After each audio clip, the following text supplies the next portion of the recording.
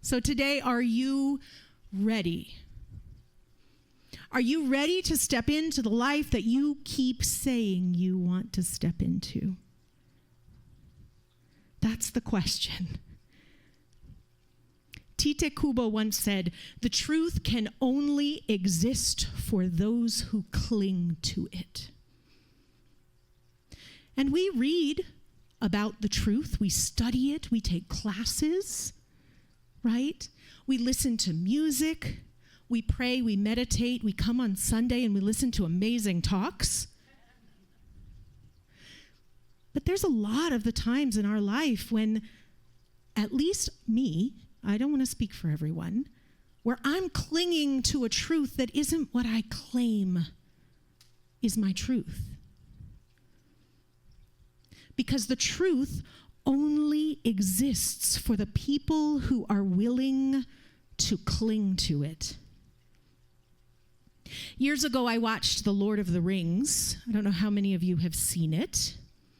There's a lot of lessons that could probably be taught from that movie. I think there could be like a whole series, like a whole year of lessons just from Lord of the Rings. But the thing that kept coming to my mind all this last week was Gollum. Gollum in the cave. A man, a hobbit, right? But he had found a ring.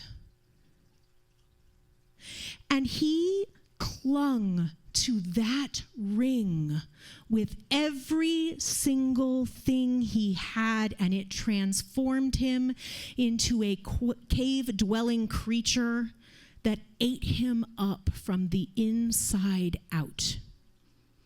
And yet he could not, would not let go. He would say, "My precious, my precious." So I asked myself this last week, when I saw his sad face in my head, what is it that I am clinging to with such fierce loyalty? Am I clinging to my story of my upbringing, or how I was wronged, or how I was abused as a child? Am I clinging to that time I was at work and someone took something that was mine and said it was theirs? Am I clinging to that time I tried to get in a parking space and somebody got there before me, and how mean it was and how rude it was and they shouldn't have done it and it was wrong? Am I clinging to the time that I was taken advantage of by an ex? And he kind of used me. And am I clinging to the pain or the injustice of it? What is my precious? Am I clinging to the things that have happened in my life that made me sure of myself and proud of myself for the good that I have done? What is my precious? What is your precious? And how does clinging to it bring greater awareness, greater joy, greater love in your life and in the world, in my life and in the world? Or does it? Am I clinging to something that keeps me afraid of taking a leap and living unchained? That makes me feel maybe safe, but is like the ship in the harbor that John A. Shedd spoke about. He said a ship in the harbor is safe, but that's not what ships are made for. So today, are you ready? Are you ready to experience life from life's side, from truth's side, from love's side? Are you ready to replace your stories and your experiences and your pain with something deeper, with something greater? I studied biology in college. It was my favorite subject. And actually, if I could go back to college tomorrow, I would study evolutionary biology because it was my ultimate favorite subject. And there was an interesting experiment that took place. Because we as humans, our primal nature is to learn from our experiences and cling to them so that we can survive. Because we are humans right now. So our bodies, our nature, our biology is trying to keep living, to keep breathing. That is what our bodies are trying to do. So this experiment that took place, these 5 monkeys were placed in a cage, and they put a ladder in the middle of the cage, and at the very top rung of the ladder, they put a bunch of bananas. And the first monkey who tried to go up to grab the bananas, the experimenter came and sprayed ice water all over the monkeys. And then the monkey jumped down. Well, the next monkey who tried to go up the ladder, the other monkeys grabbed him and pulled him back down and hit him. Like, don't do that. We don't want to get sprayed. What they did was replace one of the monkeys who had learned with a new monkey. And that new monkey didn't know the rules, so it went straight up the ladder like, look, there's bananas up there. And the other monkeys grabbed him and pulled him down and hit him. And they replaced each monkey until not a single one of the original remained. But all of them had learned, you don't climb that ladder. They had no idea why. They had no idea what was going to happen. They didn't know the consequences, bless you. They didn't know the consequences, and they didn't know the reasoning, and they didn't know anything about the ice water. But they knew that to survive, they were not allowed to rise up. So, our primal nature tells us we can reduce the amount of pain and suffering that we have to endure if we just stay the course. If we lay low, don't take too many risks, don't take too many chances. It's not worth it.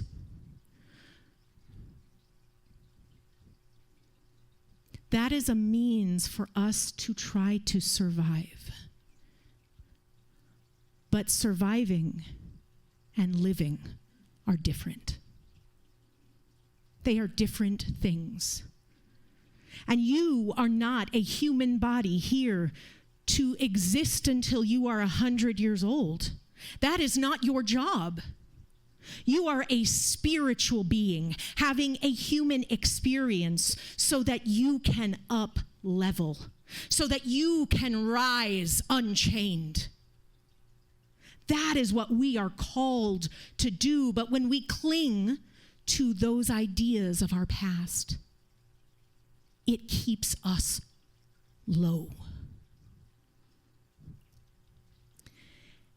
And I'm telling you, it's easy to cling to crap.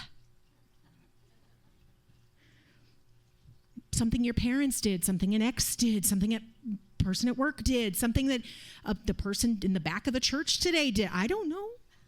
I don't know what happened.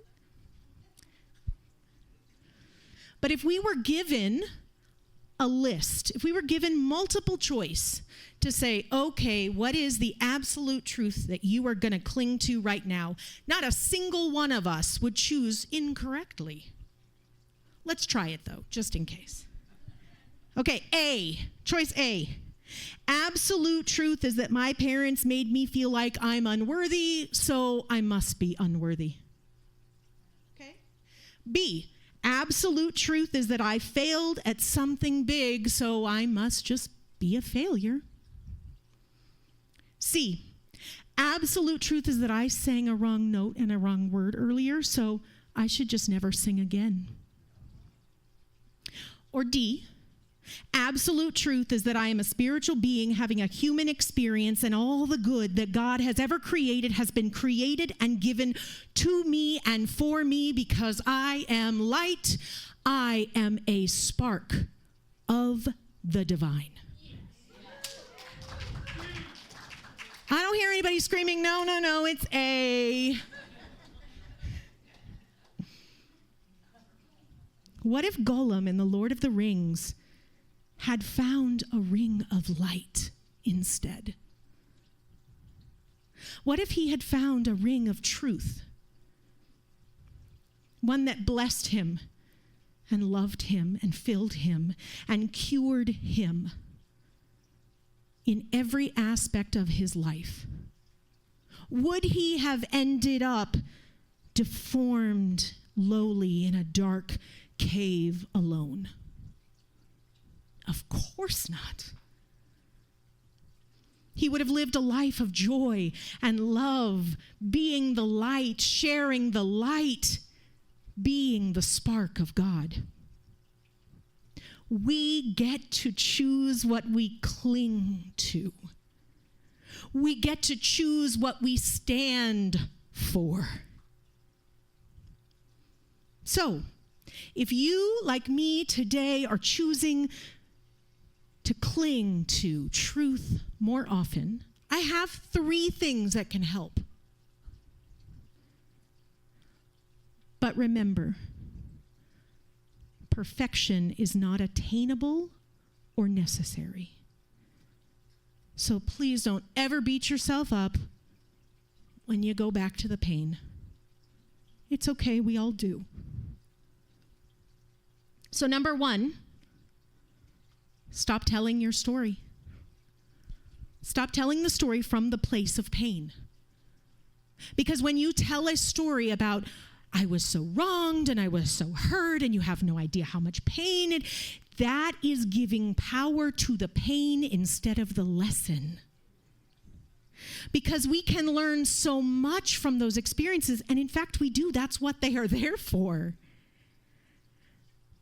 We learn to stand up for ourselves. We learn to trust our instincts. We learn to hear the voice of God. We learn to set boundaries. Ooh, that's a big one for me. I'm not great at that. I'm working on it. 50%, 51%, right? We're just going to keep going. But man, we learn so many things. But if we tell the story about how wronged we were, we're not putting the lessons in our life. We're just clinging to the pain and the suffering. Number 2, make it a daily practice to remember your truth. Renew your faith in the truth. Meditation, readings, music. My music is great. Shameless plug. Positive quotes, affirmations, these are all helpful. They remind you, they put the truth in front of you so you can remember who you are. And I want to be really, really clear, and this is really important to me. I'm not talking about band-aiding things. I'm not talking about stuffing everything down and being like, oh, Cerise said to use an affirmation and just pretend this doesn't exist. I've never said that and I never will. I'm talking about getting help where you need help. Therapists, practitioners, ministers, life coaches, a best friend who will talk you through and not just wallow in your pain with you, but be like, dude, let's rise up. Heal, work on healing, and keep the truth in front of you so that you know what it is you are rising to. And last, number 3, replace that story with something else. I absolutely love guided meditation. It is a guided and imagery, my favorite type of meditation, because I can see things. I close my eyes, I can see anything. I can smell things. I can feel things. Not everybody has that, and that's okay. But you can still close your eyes and change the story. And I don't mean say, oh, it never happened, but change it to, maybe you're not there yet, but I'm going to give you an idea. This soul had a contract with me to give me this lesson, and I am choosing to be grateful for the lesson. It is powerful. And I know how hard that statement can be. When I lost my son, my little boy, I had to find my way to that statement. His soul came to give me the greatest gift of my life, to rise unchained, to live. And I have chosen to do it and say thank you to his soul for giving me that gift. So if you would be comfortable, I would like to take you on a very short guided meditation. So if it feels okay, please close your eyes.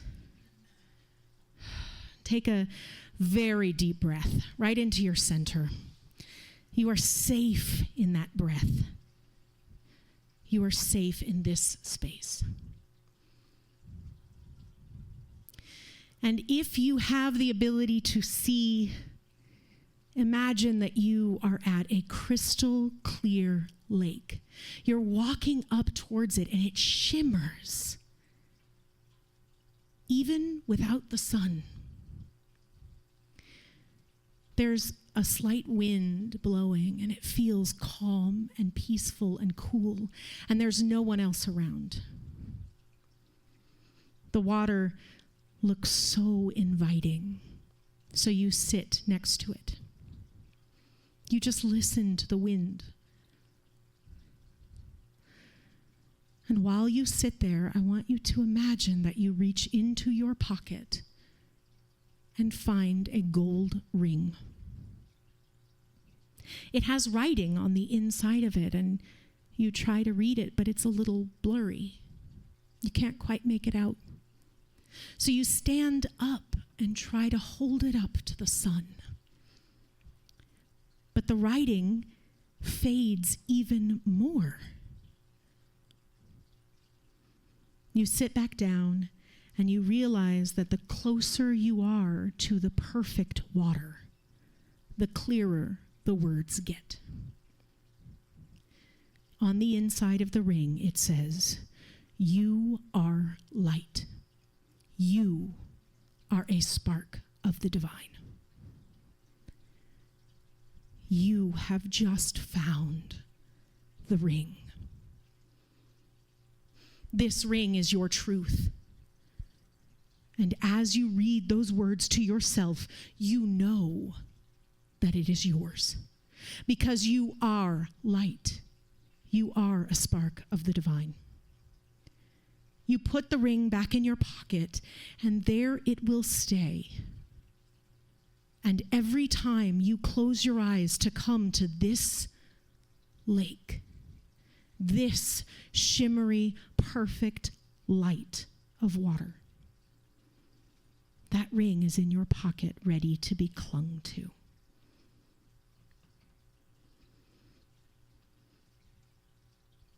So I invite you to start making your way back into this room. Wiggle your fingers and your toes. Open your eyes when you are ready.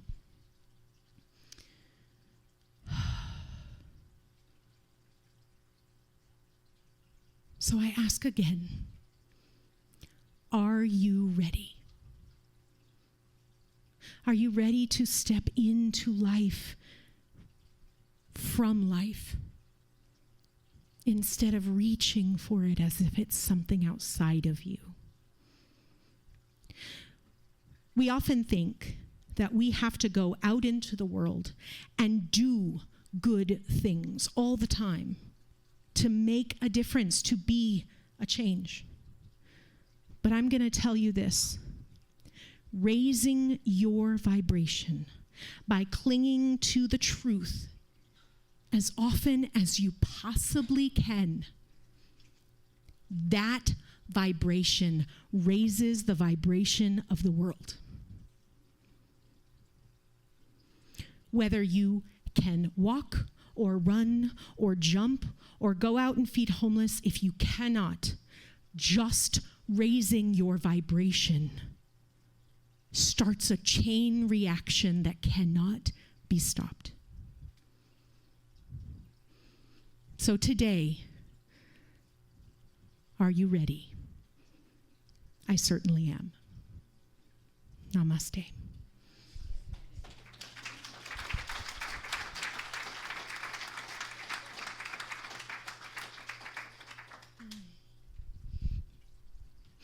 We're going to sing a song together that you probably know as soon as, I know, hold on. We're going to sing it, but I'm going to do a little bit, just a prayer to just ground us before we sing.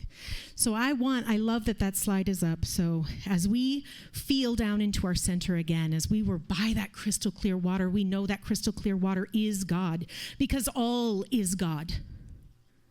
All is truth, and all is love, and we are made from it, as it on this earth manifested to bring that light to every corner that exists.